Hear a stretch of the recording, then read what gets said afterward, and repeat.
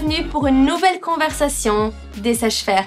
Et j'ai avec moi la merveilleuse Bruna. Hey Bruna. Bonjour. C'est tellement bien de t'avoir. Oui, je suis c'est un tellement plaisir. contente qu'on puisse avoir cette conversation sur ce sujet. Et juste quand même de pouvoir dire aux filles que tu es quand même enceinte. Oui, un petit bébé. Enceinte, 4 mois, Ouais. c'est superbe. Et que tu as emménagé récemment dans le sud de la France à Marseille. Oui, comme mon teint peut le montrer. Ouais, la vue du sud, le soleil, Oui. le bronzage. Oui. Et, mais tu continues de travailler le même poste que tu avais sur Paris, tu continues de le faire sur Marseille. Et donc, tu continues de faire ces différents déplacements. Exactement. Mais c'est super. Mais ouais, on a envie justement d'avoir une conversation sur le travail, mais notamment lorsqu'il s'agit de cette force, la force nécessaire en fait pour avoir une bonne éthique au travail. Et quand on pense à cette force justement au travail, parfois ça sous-entend de devoir faire les choses pour être meilleur que les autres et à tout prix effectivement dépasser, faire des choses peut-être même qui sont à l'encontre de nos convictions. Mais justement, la force c'est aussi de se tenir sur nos valeurs. Même si parfois ça va nous coûter d'ailleurs. Et de réaliser cette différence en fait entre nos valeurs et les valeurs que l'on ne contrôle pas. Forte pour être un exemple. Forte parfois pour dire non. Parce qu'on veut plaire, être apprécié, mais au-delà de ça, on veut plaire à Dieu. Donc, par rapport à Bruna, le fait que toi, tu étais ce poste, justement, je l'ai noté pour pas faire responsable en développement. Oui. Mais il faut dire, connaissant un petit peu quand même Bruna, c'est une excellente négociatrice. On essaye. Clairement. Et tu as toujours des super plans vacances. Oui, c'est vrai. Comme personne. Venez me voir. Mais une chose que j'apprécie énormément chez Bruna, et qui ressort énormément, c'est sa façon de parler de son travail. Et Bruna veut exceller au travail, mais elle veut aussi avoir un impact et faire une différence dans son lieu de travail. Et donc, vraiment, j'espère que ça va vous inspirer, les filles, au travers de notre conversation ensemble. Mais la première question pour toi, justement, c'est à quoi ressemble l'intégrité? Ouais, ça commence fort. Ça commence fort, ouais. Bah, c'est une super question. Pour moi, l'intégrité, c'est d'abord la personne qui je suis quand personne regarde. Parce que c'est aussi de ne pas se compromettre déjà. Ne pas compromettre ses valeurs, ses convictions, tout ce à quoi on croit pertinemment, nos croyances également, justement. Et je sais que ça peut être facile d'arriver le dimanche, peut-être, de mettre une petite casquette chrétien et de louer le Seigneur, de vivre notre foi en communauté, et puis d'arriver dimanche soir à la maison et peut-être l'enlever, la remplacer lundi matin par maintenant je suis une professionnelle et du coup c'est presque comme si on avait une double vie. Mais je crois aussi et je sais que c'est un chemin aussi pour pouvoir assumer sa foi au travail. C'est pas forcément évident au début, même à l'école. Mais au fur et à mesure qu'on connaît Dieu aussi, qu'on a cette relation avec lui, Dieu, c'est pas juste, on réalise, c'est pas juste un tiroir dans notre vie auquel on peut ouvrir le dimanche et puis on ferme le lundi. Mais c'est vraiment qui on est. Et à partir de ça, c'est juste, j'ai même pas à me poser la question. C'est pas un partage de vie, c'est pas des tiroirs, mais justement c'est ma vie entière. Et toutes ces choses auxquelles on cède pas, c'est des non négociables. Ouais, c'est super. Parce que c'est ça, cette intégrité, elle plaît à Dieu, en fait. Ouais. Et en fait, quand je pense à parfois les valeurs du monde, tu sais, il y a cette notion de petit péché. Oui. Ah, mais ça, c'est un petit péché, donc ça va aller, c'est pas si gros que ça, donc ça va pouvoir le faire. C'est rien de trop méchant. Mais, et aussi ce côté où tout le monde le fait. Ouais. Si tout le monde le fait, je peux le faire aussi, mais c'est aussi ça en fait l'intégrité, c'est de dire même si tout le monde le fait, moi effectivement je vais vivre par ces principes et dans tout ça. Exactement. Et c'est clair. Du coup aussi je pense à ces moments où quand est-ce que pour toi c'est que c'est de trop? Tu vois, par exemple, quand il faut dire les choses parce que ça va trop loin en fait. Il y a peut-être des choses est-ce que ça t'est déjà arrivé dans ton travail, on t'a demandé de faire quelque chose qui t'est pas intègre, ou à un moment tu dis non, ça c'est trop, il faut que je dise les choses. Oui, enfin absolument. Je pense qu'on vit dans un monde qui est brisé, donc on est confronté à ce genre de choses. Et c'est pas tant le fait que ça nous arrive qui pose problème, parce que je pense qu'on doit tous s'attendre à ça, mais c'est plutôt comment on décide de réagir et de répondre à ça. Et moi, honnêtement, j'ai la bénédiction de travailler dans une entreprise qui est vraiment super, mais je sais que c'est pas forcément le cas de tout le monde. Parfois, on peut avoir justement nos patrons, nos collègues qui nous incitent justement à faire des choses pas très licites.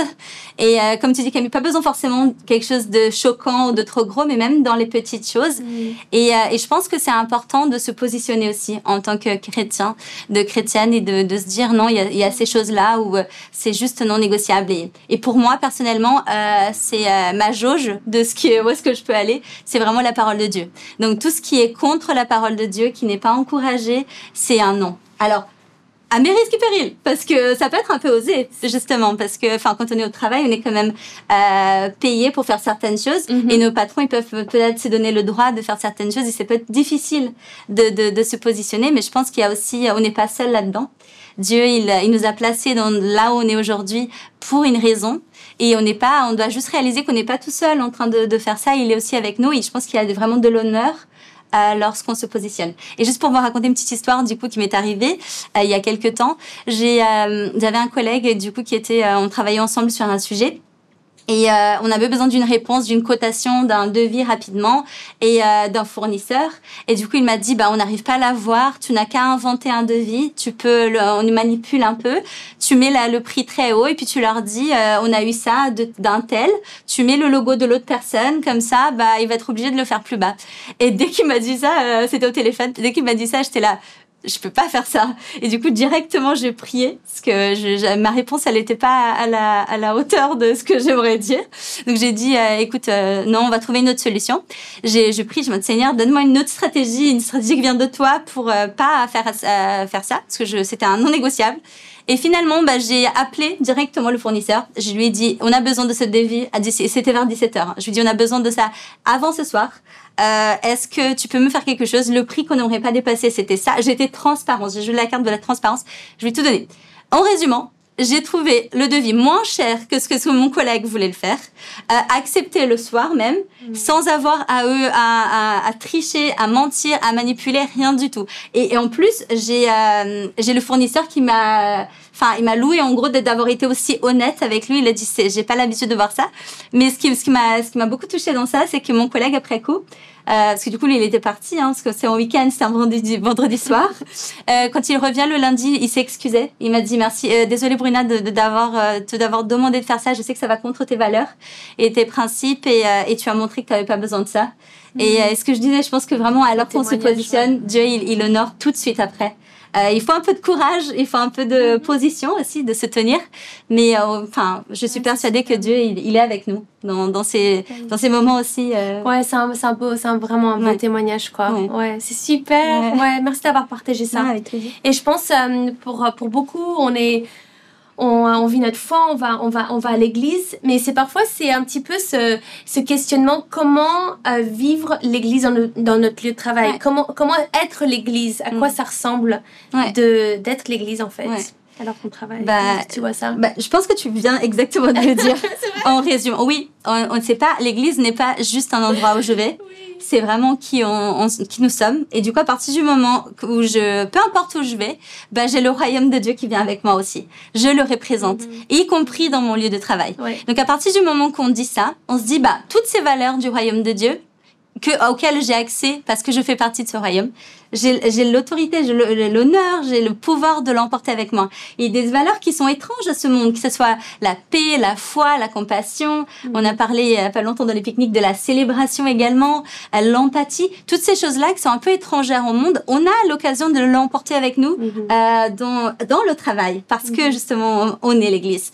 Et j'ai un exemple de ça justement parce que ce genre à contre-courant qu'on a ces principes du royaume. Ils sont tellement à contre-courant que ça étonne les gens. Ouais. Donc souvent, on n'a même pas besoin de prêcher avec des mots, mais c'est nos actions qui vont parler de Dieu à notre place. Et puis ça, les gens remarquent. Et moi, j'ai une collègue, par exemple, il y a quelques temps, il y a pas longtemps, là, pendant le confinement, qui passait par un moment très difficile. Elle, bon, on n'en avait aucune idée parce que c'est quelqu'un de très difficile, qui a pas beaucoup de rapport avec nos collègues, parce qu'elle s'isole beaucoup et elle est pas forcément sympa avec les collègues, donc forcément, les gens la mettent un peu de côté. Puis, je l'appelais pour le travail, j'avais une question. Et alors que je l'appelle, j'ai vraiment senti le Saint-Esprit mettre dans mon cœur, demande-lui comment ça va vraiment. Et du coup, j'ai juste fait ça. J'ai juste dit, écoute, comment est-ce que tu vas réellement? Et je m'attendais pas du tout à ce qu'elle s'ouvre comme ça. Et du coup, elle s'est ouverte. Elle a raconté tous les challenges par lesquels elle passait et des choses vraiment difficiles. Et on a pu terminer par, je lui ai proposé de prier ensemble. Et c'est quelqu'un avec qui j'avais jamais parlé ou partagé ma foi directement.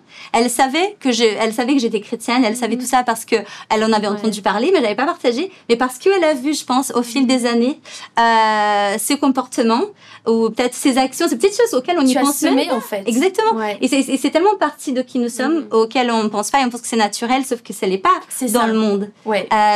Ça attire l'attention et ça fait que justement ça ouvre des portes à des conversations comme ça. J'aime tellement ce que tu dis, Breda. En fait, on veut que notre foi soit attractive, une spiritualité attractive. Et justement, je repensais à ce verset en Matthieu 5, verset 16, qui dit que de la même manière, votre lumière brille devant les hommes afin qu'ils voient votre belle manière d'agir et qu'ainsi, ils célèbrent la gloire de votre Père céleste. Donc c'est ça en fait, que notre lumière brille devant les hommes. J'aime tellement ce que tu dis parce que c'est ça, qu'on puisse partager Jésus aux autres sans même devoir dire son nom en fait. C'est clair. Il faut que qu'on puisse être ces exemples en fait. Et je pense que clairement ça nous demande quand même à chacune d'entre nous de grandir en Dieu. Notre confiance aussi en Dieu.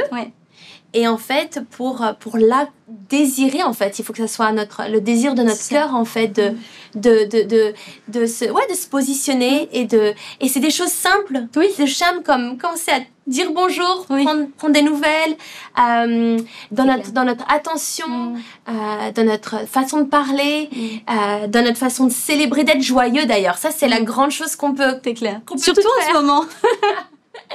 D'être joyeux. Et ça demande aussi, ça parle des fruits de l'esprit. Et que ces fruits de l'esprit puissent grandir en nous pour véhiculer effectivement ces différentes façons d'agir qui vont planter toutes ces semences justement et d'être un merveilleux exemple. Donc c'est tellement bien ce que tu dis. Et je pensais aussi à ça tout simplement alors qu'on finit cette conversation, être une femme de Dieu dans ton lieu de travail. Qu'est-ce que c'est pour toi, du coup? Je pense que c'est un peu un résumé de ce qu'on a dit. C'est vraiment de marcher en intégrité, de pouvoir emmener le royaume de Dieu là où on va. Mais il y a quelque chose de très pratique et de très honnête auquel je pense et j'emmène avec moi, je pense, depuis le jour 1 où je suis arrivée à ce travail.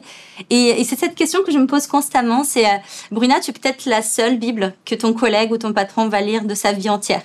Et si c'est le cas, qu'est-ce qu'elle va dire sur Jésus? Et ça veut pas dire que je n'ai pas des pensées parfois où j'ai envie de répondre ou il y a des injustices parfois et ça monte. Mais avant de faire quoi que ce soit, j'essaie vraiment de garder ça en tête et de me poser toujours cette question de passer tout ça par un filtre à ma place, qu'est-ce qui ferait Jésus? Et je pense que c'est un bon exercice aussi. Et en même temps, comme tu dis Camille, au fur et à mesure qu'on grandit, qu'on se rapproche de Dieu aussi, son caractère aussi déteint sur nous et ça devient de plus en plus facile de répondre comme lui. Et comme on disait, je pense qu'on n'est pas seul là-dedans. Enfin, faut pas qu'on ait cette pression d'être parfait tout le temps, mais vraiment juste d'avoir toutes les réponses, mais de juste avoir cette certitude qu'on n'est pas seul et que Dieu il est à côté de nous, même dans les situations, y compris au travail, qu'on sait pas trop comment gérer. Et de juste, vraiment, avoir ça en tête, c'est qu'est-ce que j'ai envie quand je serai plus là, dans ce travail, dans ce service, qu'est-ce que j'ai envie que cette personne, elle retienne sur Dieu. Et je pense que si on commence on inverse, peu importe la réaction qu'on va voir, la réponse qu'on va avoir. Mais si on revient en arrière et qu'on part de ce principe, je pense que ça changera toute notre façon de répondre. Et pour moi, c'est là où on peut vraiment avoir un impact aussi au travail. C'est excellent. Ouais. Absolument excellent. Moi, ça m'a encouragée. J'espère que ça vous a encouragé. Merci énormément, Avec Bruna. T'es Merci, superbe. Camille. Et c'est ça, t'es un superbe exemple. Merci. D'être forte. Je vous encourage à penser à ça.